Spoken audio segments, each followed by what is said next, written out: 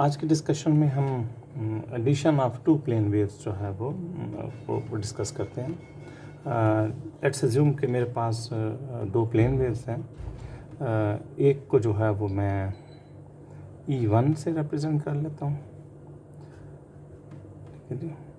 और ये x direction में जो है ये इसकी पोलराइजेशन है, और ये वेव जो है ये प्रोपोगेट कर रही है z डायरेक्शन, ठीक है जी।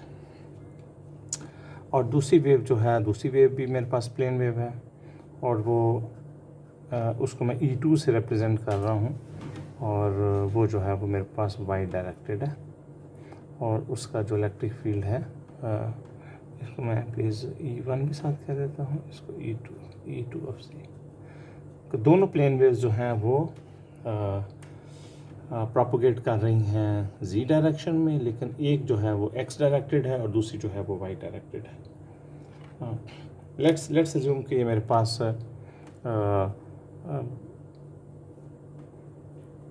x डायरेक्शन u है और ये y डायरेक्शन है, x y, और जो z है ये इनटू द पेज है, ठीक है।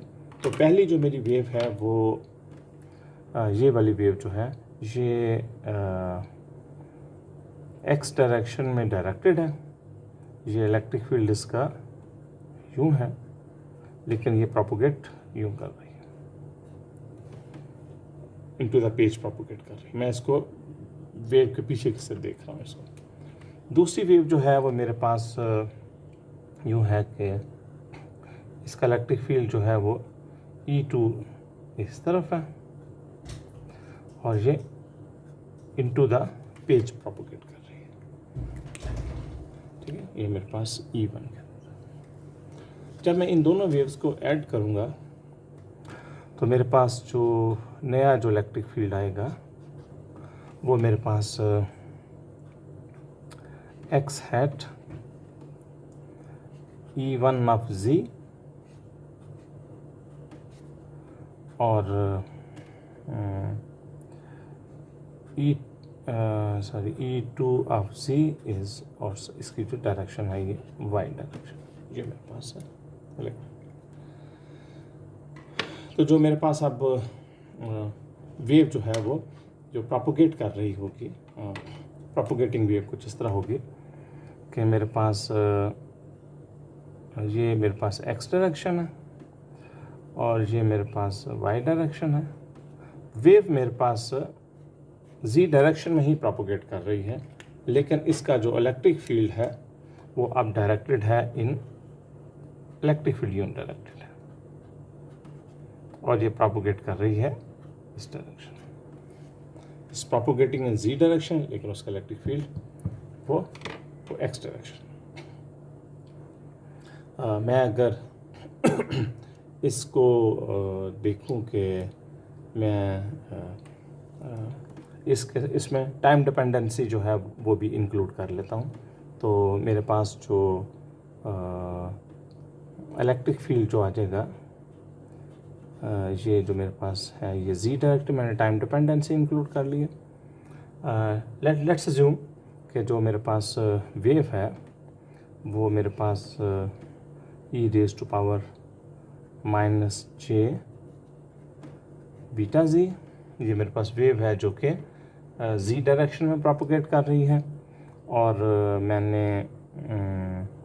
और ये मेरे पास वेव है जो कि प्रोपोगेट कर रही है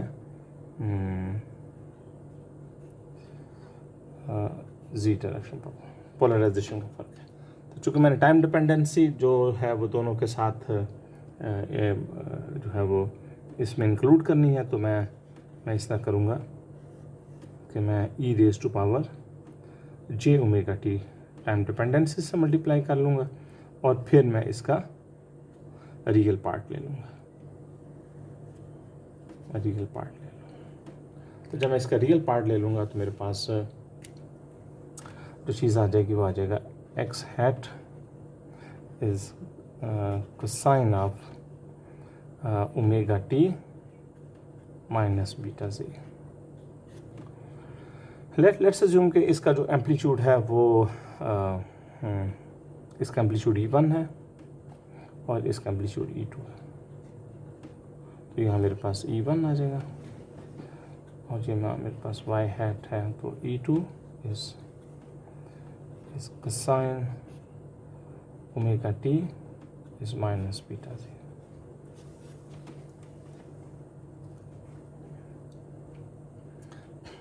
मैं अगर इसका ओके मैं एक इसका वेव का जो है इलेक्ट्रिक फील्ड वेक्टर का जो बिहेवियर है, मैं विद रिस्पेक्ट टू टाइम जो है वो स्टडी करना चाहता हूँ। तो मैं ऐसा कर लेता हूँ कि मैं अपनी ऑब्जर्वेशन जो है एट z इजिकल टू 0 जो है वो फिक्स कर लेता हूँ और फिर मैं देखता हूँ इलेक्ट्रिक फील्ड वेक्टर का टिप जो है ये टाइम के साथ किस तरह जो है वो बिहेव कर रहा है। सो मेरे पास इलेक्ट्रिक फील्ड वेक्टर जो है वो मेरे पास मैंने अपनी पोजीशन फिक्स कर ली है और मैं टाइम के साथ जो है ये बिहेवियर जो है वो नोट कर रहा हूँ। तो cosine omega T plus y hat E1 is cosine omega T. Okay, मैं अगर इसकी एब्सोल्यूट वैल्यू लूँ तो इसकी जो एब्सोल्यूट वैल्यू है वो मेरे पास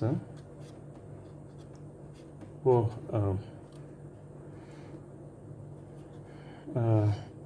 E1 square plus E2 square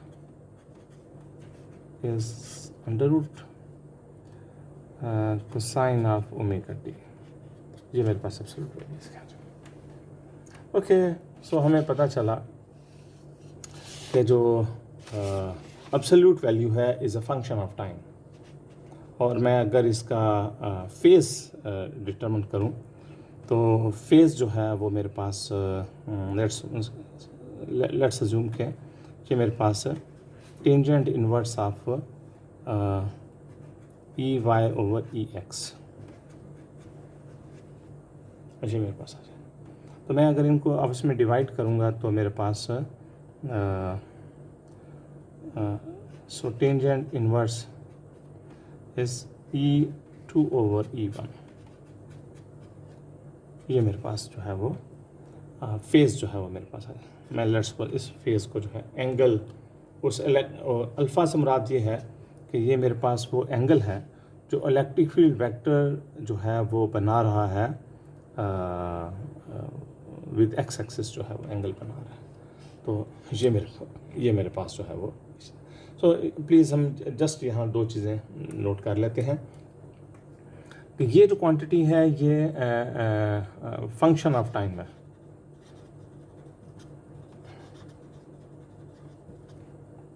और ये क्वांटिटी जो है इंडिपेंडेंट ऑफ टाइम है।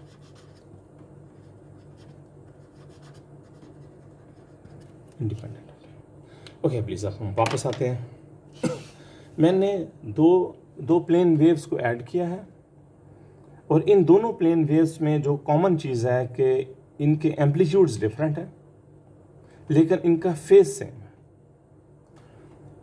सेम। ठीक है जी। तो यहाँ जो हम हमारे पास हमने जो ये देख लेते हैं कि हमने addition of two plane waves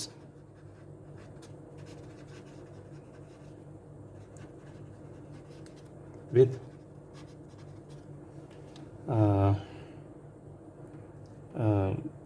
same phase, no phase difference। ठीक है। तो इसके नतीजे में हमें क्या चीज़ मिली? हमें ये चीज़ मिली कि जो एम्पलीट्यूड हमें हासिल हो रहा है ये हमारे पास फंक्शन ऑफ टाइम है।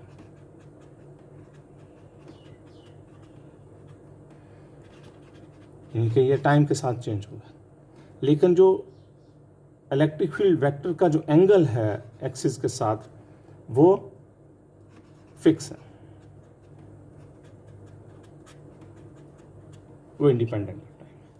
यानी कि ये सो इससे हमारी क्या मुराद है? इससे हमारी मुराद ये होगी कि हमारे पास जो इलेक्ट्रिक फील्ड है, वेक्टर है, अगर मैं इसको इनिशियली वो हमारे पास अगर यहाँ है,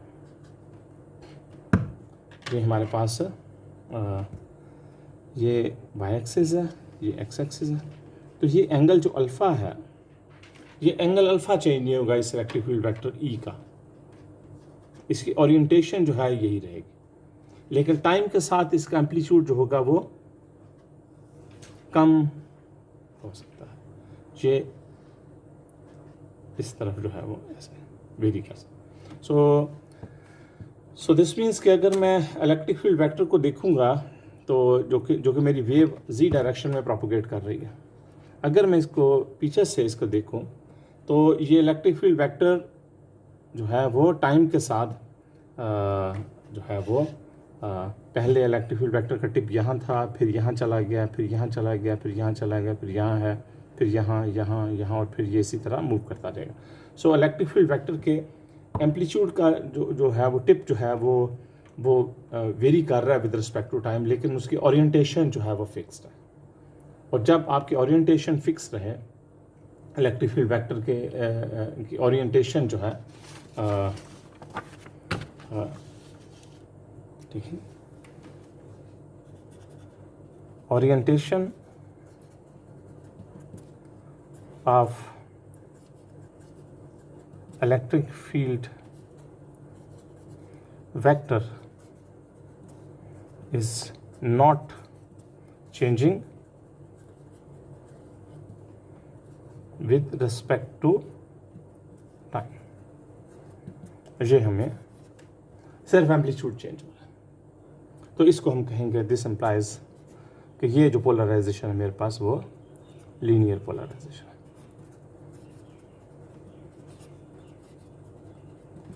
सो इससे हमने बात नोट की कि इलेक्ट्रिक फील्ड वेक्टर जो है वो विद रिस्पेक्ट टू टाइम एक स्ट्रेट लाइन जो है वो बना रहा है, इसका टिप जो है अगर इसको ट्रेस करूँ विद रिस्पेक्ट टू टाइम तो मुझे एक स्ट्रेट लाइन हासिल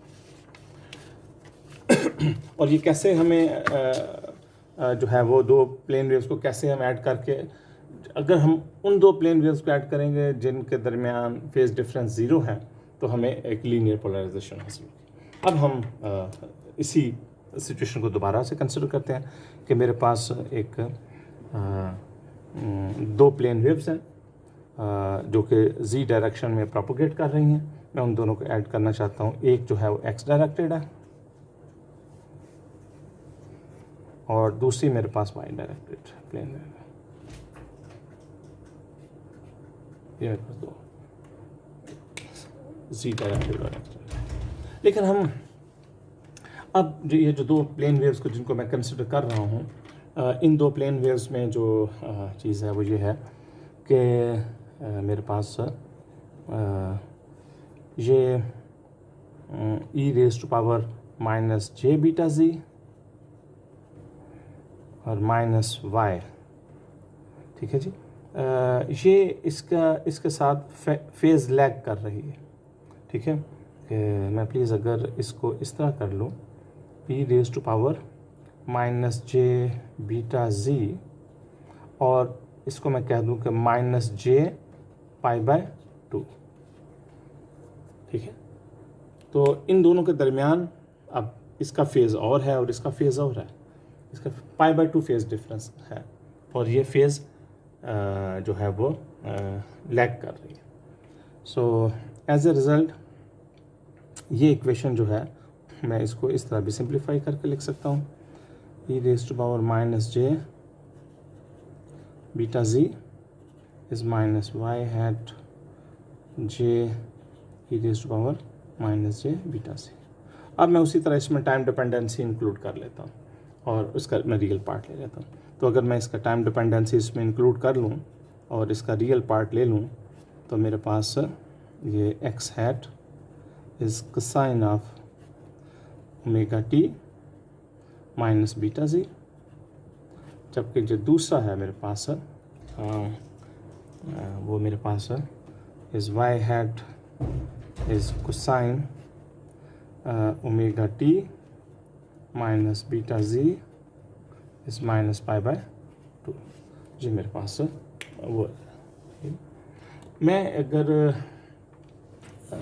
दोबारा हम हमारा इंटरेस्ट दोबारा वही है कि हम चाहते हैं कि इस इलेक्ट्रिक फील्ड वेक्टर का एम्पलीट्यूड भी देखें और इसकी ओरिएंटेशन का जो है वो बिहेवियर भी देखें विद रिस्पेक्ट टू टाइम। इसलिए हम एक ऐसे प्लेन के ऊपर जो है वो अपनी ऑब्जर्वेशन फिक्स कर लेते हैं जो कि z इजिकल टू 0 है। एज ए रिज़ल्ट मेरे पास ये मेरे पास ऑब्जर्वेशन प्लेन है,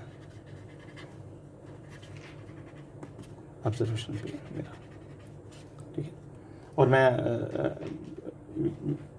मेरे पास अब दोबारा जो है वो दो प्लेन वेव्स हैं। एक जो है वो मेरे पास एक्स डायरेक्शन में है और वो इधर प्रोपोगेट कर रही है, एक मेरे पास वाई डायरेक्शन में है और वो इधर प्रोपोगेट कर रही है। लेकिन अब पहले ये दोनों जो हैं वो इन फेज़ थी, अब ये है 90 डिग्री आउट ऑफ फेज़ है। तो मैं अब इसको वो देखने लगा, तो मैं z इक्वल 0 सब्स्टिट्यूट कर दूंगा, तो मेरे पास e जो है वो 0t और मेरे पास आ जाएगा x hat is cosine of omega t plus y hat cosine of omega t minus pi by 2, और मैं cosine of this sine of this है, तो ये मेरे पास x hat is cosine of omega t, sorry यहाँ पर e1, यहाँ पर e2, यहाँ पर मुझे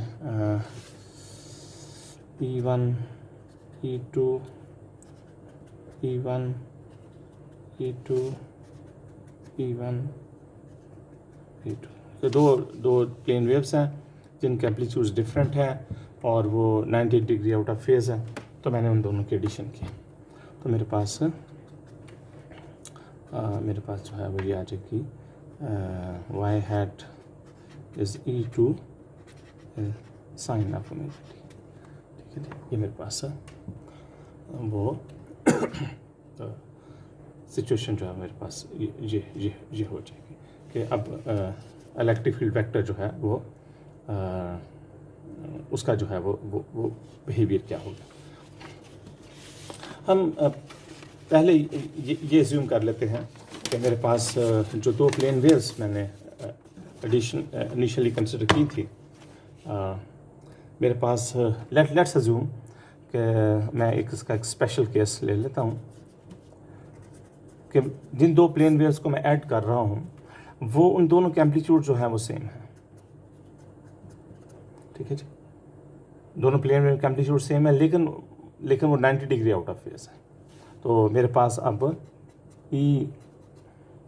E0t जो है वो मेरे पास इसकी जो मैग्नीट्यूड हो जाएगी वो मेरे पास E1 square plus E2 square, sorry, तो ये मेरे पास जो कि सेम है, तो मेरे पास √2E1। तो इस इंटरेस्टिंग बात यह है कि जब मैंने दो प्लेन वेव्स को ऐड किया था, जब वो इन फेज थी, तो उनका जो एम्पलीट्यूड था वो टाइम डिपेंडेंट था। अब जो मैंने जब आउट ऑफ फेज उनको ऐड किया तो इंडिपेंडेंट ऑफ टाइम है।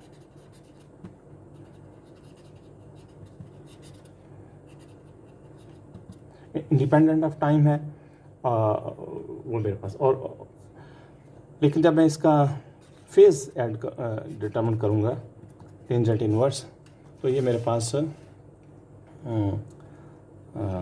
ये आ जाएगा E2 is sine omega t divided by E1 is cosine omega t। तो प्लीज़ ये E1 E2 से कैंसिल आउट हो जाएगा और मेरे पास ये चीज़ आ जाएगी ओमेगा t। तो अब अल्फ़ा जो है अब टाइम डिपेंडेंट है। तो यहाँ से मुझे ये पता है कि जब मैं दो प्लेन वेव्स को आपस में ऐड करूँगा, जब वो 90 डिग्री आउट ऑफ फेज होंगी,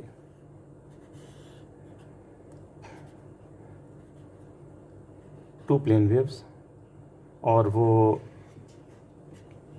z डायरेक्शन में प्रोपोगेट कर रही हैं और वो दोनों 90 डिग्री आउट ऑफ फेज हैं,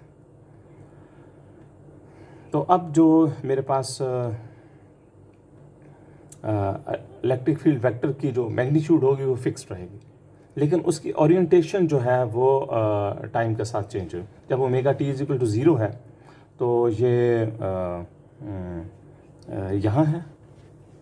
अगर मैं इसको बनाऊंगा तो इलेक्ट्रिक फील्ड वेक्टर का जो at omega t is equal to zero पे वो यहाँ है, और इसका जो मैग्नीट्यूड है ये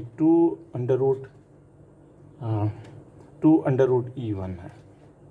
ठीक है जी, ये हमने omega t is equal to zero पे उसकी लोकेशन यहाँ है और उसकी मैग्नीट्यूड जो है वो यहाँ है। ठीक है।